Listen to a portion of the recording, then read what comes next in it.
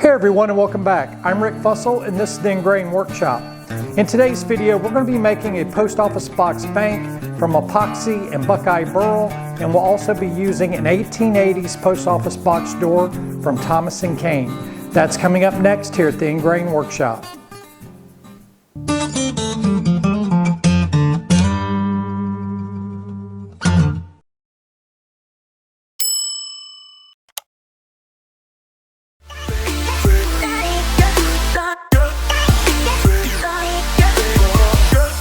This little relic of American history is going to be the star of the show. It's a solid brass post office door from back when stamps cost a penny and good manners weren't optional. But today we're giving it a second life as a stylish epoxy accented bank. The client on this project specifically requested this type of post office box door. It's an 1880s Chicago Thomas Kane & Company post office box door. It's a medium size, which is also known as a number 2 size door. Due to the age of the door, this isn't something you can just run down to your local Walmart and pick up. So drastic times call for drastic measures. So I had to enlist the help of the supervisor, who, by the way, is an expert in all things shopping related. Believe it or not, she was able to find one within 1 month of the client requesting it. I'm going to kick things off by removing the brass screws and washers holding the window clips in place. Now, brass is a soft metal, so a gentle touch is key here. Think of it as handling a baby bird, except this one has a number etched into its glass window. The window still has its original etched number, and that's staying just the way it is. But the rest, well, the previous owner got a little overzealous with the gold spray paint, and that's just not how we roll here at the Engraving Workshop. So it's time to strip it down to its former glory. With the glass and hardware safely set aside, it's time to mix up my not-so-secret cleaning concoction. Step 1, grab the bottom of a 5-gallon bucket. You know, recycling and woodworking can go hand in hand. Step 2, fill the bucket about a quarter of the way with household ammonia. Step 3, add my secret ingredient, making a 1-to-1 cleaning solution. What's a secret ingredient, you ask? Well, if I told you, it wouldn't be much of a secret now, would it? But feel free to leave any guesses in the comments section below.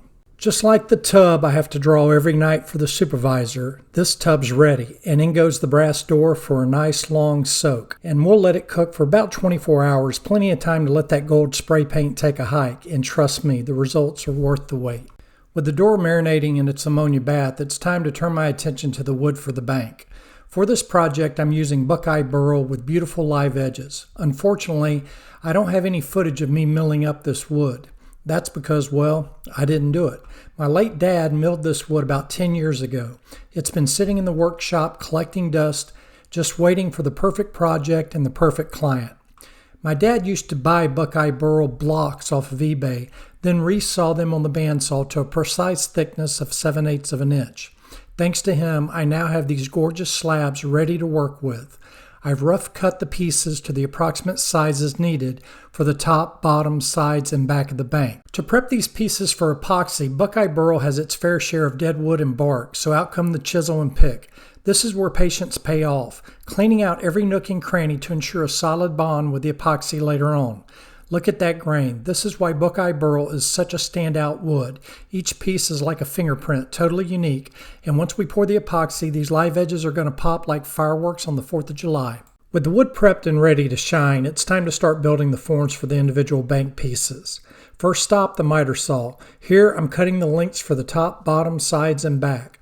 Precision is key, but don't worry, we'll finesse it all later. Next, over to the table saw to cut the pieces to their exact widths. This is where the project starts to come together, literally. With the bottom pieces cut out, it's time for a little trick of the trade, finishing them with packing tape. This simple step keeps the epoxy from sticking to the forms, making it easy to remove later, and let's face it, less cleanup equals a happier woodworker. Now onto the walls of the form. My goal is a finished slab thickness of 3/4 of an inch, so I'm making the wall forms 7/8 inch high. That gives me just enough material to sand everything down to perfection. With the form bottoms prepped and the walls cut, it's all coming together. These forms hold everything in place while we pour the epoxy and let it work its magic. Up next, it's time to build the forms. Time to make these forms watertight. Using some silicone caulk, I'm running a bead right where the wall meets the bottom of the form. Then I grab my free glue spreader, which also doubles as a caulk spreader, and I smooth it out to create a nice clean seal. I love dual-purpose tools. This little detail is crucial. A solid seal keeps the epoxy where it belongs, inside the form. Trust me, the last thing you want is an epoxy river all over your outfeed table. Although that could be the perfect excuse for a future project. Maybe a new outfeed table? Let's just hope the supervisor doesn't watch this video. With the caulk in place, I'm attaching the sides of the form using brad nails from the bottom. This locks everything together and ensures it's sturdy enough to handle the epoxy pour. And just like that, the forms are ready for action.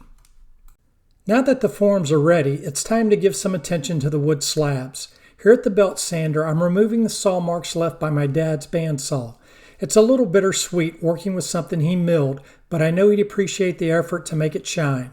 With all the slabs sanded smooth, they're ready for the next step, sealing. I'll be using Total Boat penetrating epoxy for this. If you haven't tried it, let me just say, Total Boat, baby. It's a 3-to-1 mix ratio and it's perfect for sealing porous wood like this Buckeye burl. This penetrating epoxy does double duty. First, it seals the wood, preventing air from escaping during the deep pour epoxy stage. Second, it enhances the wood grain, giving you a little preview of how stunning this burl is going to look. It's like a sneak peek of the main event. Once the epoxy is applied, I'll let it cure so it can do its job. The result, no bubbles, no drama, just smooth seal wood ready to take on the deep pour. Stay tuned because the real magic is just around the corner. After letting the penetrating epoxy cure for 24 hours, the slabs are sealed and ready for the next step, placing them into the forms. But there's a small challenge here. Without a little help, these slabs would float to the surface during the pour like a cork in a wine bottle. To keep the slabs anchored, I'm applying a bead of silicone caulk to the bottom. Once it dries, it acts like a sticky seat belt holding everything in place during the pour. It's a simple trick, but it makes all the difference when working with deep pour epoxy. With the slabs secured and the silicone set, we're ready for the main event, the deep pour. This is where the magic happens, so stick around because it's going to get good. Total Boat, baby. Sorry, I couldn't help myself. For the deep pour, I'm using Total Boat thick set clear casting epoxy. It's a 3-to-1 mix ratio, 3 parts resin, 1 part hardener. Simple math, but still enough to make me double check my measurements. Since it's my first time using this epoxy, I decided to break it into 5 individual pours, 1 for each piece of the bank. I didn't bother calculating the exact volume I need because these are small pours and the waste was minimal. Sometimes the time you save is worth more than the epoxy you spill. I started with one of the sides of the bank, kind of like a test run. If I made a faux pas, I could learn from it before tackling the top, which is the most visible part of the bank. When pouring epoxy, it's all about that slow, steady hand. And let's be honest, if you get it perfect on the first try, you're probably lying. Bubbles, no big deal. Those are just character marks. Hit them with a torch and watch them vanish like my client when it comes time to pay for this project. Lunch, or a round of golf. You get the idea. With the first pour under my belt, I just repeated the process for the remaining 4 pieces. After about 3 to 4 hours, I went back with a torch and popped any stragglers. Then let everything cure for 72 hours. Patience is key, but the payoff is always worth it. And there you have it. Like looking at fish in a fishbowl, these slabs are now forever frozen in time. Kind of like that mosquito in Jurassic Park. Who knows? Maybe a few thousand years from now, someone will extract my DNA from these epoxy pores and try to clone me. Spoiler alert, they're in for a culture shock. Good luck, future scientists. Now it's time to free these beauties from their forms. A mallet and a chisel make quick work of the job, and just like that, the slabs are ready to shine. It's always satisfying to see them emerge in one piece. No surprises, no disasters. With the forms removed, I like to take a moment and inspect each piece and determine the show side, the one that's going to steal the spotlight when the bank is complete. It's all about showcasing the best grain patterns and those stunning live edges. Next, it's over to the belt sander. I start with 80 grit sandpaper to knock down any unevenness, then switch to 120 grit to smooth everything out. The goal is to sand each piece down to a final thickness of 3/4 of an inch. It's dusty work, but seeing the grain pop through makes it all worth it. Since the supervisor hasn't given me the green light on my Dream Grizzly 8-inch helical head joiner yet, I had to get creative. Using my trusty table saw joiner jig, I cut a straight edge on one long side of each bank piece. Then putting that side up against my table saw fence, I cleaned up the opposing side. Then with my crosscut sled, I squared up the end grain edges. Now all the pieces have what I like to call factory edges, ready for the next step. But now let's set those beauties aside and check back with the star of the show. Bath time is officially over. I'm pulling the door out of the tub, giving it a quick towel dry, and heading over to the wire wheel to buff it out and bring it back to life. Just look at that transformation. Clean, shiny, and just like it might have looked back in 1880. Or not, who really knows, but this is how we roll at the Ingrain Workshop. Next, it's time for a little creative flair. I'm masking off all the flat areas of the door, including the perimeter, hinges, the spot where the glass window sits, and the lock. At this point, you're probably thinking, what on earth is he about to do? Well, brace yourselves, because I'm about to paint this door jet black. Yes, you heard me right, jet black. I did all this cleaning and buffing just to paint it, but trust me, this is where the magic happens. Once the paint is applied, I'll wait about 20 minutes, then go in with some 40-aught steel wool to rub it back.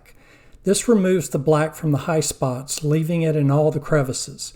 Sure, a bright and shiny finish is nice, but if you really want the artwork in this door to stand out, contrast is the key. The black highlights every detail, making the design pop like never before.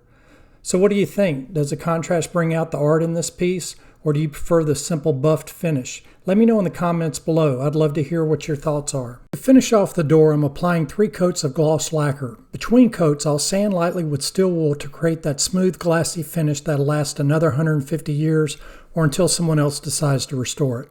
The final touch is reinstalling the etched glass window and securing it with the original window clips. And just like that, the door is ready for the next chapter. Now it's time to turn my attention back to the epoxy wood slabs. Like 2 kids fighting for equal attention, they're not letting me off the hook anytime soon. Of course, I could just go inside the house for that kind of drama, but I digress. Not gonna lie, sanding the pieces to their final thicknesses revealed some unexpected divots in the wood. To fix them, I used a mix of standard epoxy and CA glue with an accelerator, depending on the depth. And trust me, if these divots were anything like my client's golf divots, I'd probably be busting out the deep pour epoxy again. With the divots filled and sanded smooth, I could move on to cutting each piece down to its final lengths and widths. Every cut brings me one step closer to a finished bank, and the precision here is key to making it all come together seamlessly. With the final widths cut at the table saw, it's time to trim the pieces to their final lengths using the crosscut sled. By the way, is it just me, or does this sled kind of look like the Batmobile from the 60s? Pow, bam, perfect cuts every time. Now that everything is cut to size, I'll sand each piece down to 180 grit with the orbital random sander. Here's a little sneak peek of what's to come before we get to the grand finale. Next, I'm gluing up the sides and back using an epoxy adhesive I picked up at one of the big box stores. If this were a standard wood bank, I'd just reach for some Titebond wood glue. But nothing about this project is standard. It's all about going the extra mile. I'm using a cheap disposable craft brush I snagged from the dollar store to spread the adhesive evenly on the sides and back. Then it's time to clamp everything together. I'll temporarily insert the door to make sure the opening is square and snug. Precision is the name of the game here. Now let's turn our attention to the top and bottom. To add some character, I'm using a 1/2 inch roundover bit at the router table to shape the top side of both the top and bottom pieces. Since I'm new to woodworking with epoxy like this, I started with multiple light passes, but it turns out epoxy cuts just like wood. So for the other pieces, I went with a single slow pass, lesson learned. With the bank body dried, I removed the door and switched back to the 1/2 inch roundover bit to round over the front edges of the sides. These finished touches really help soften the look and make the whole piece feel polished.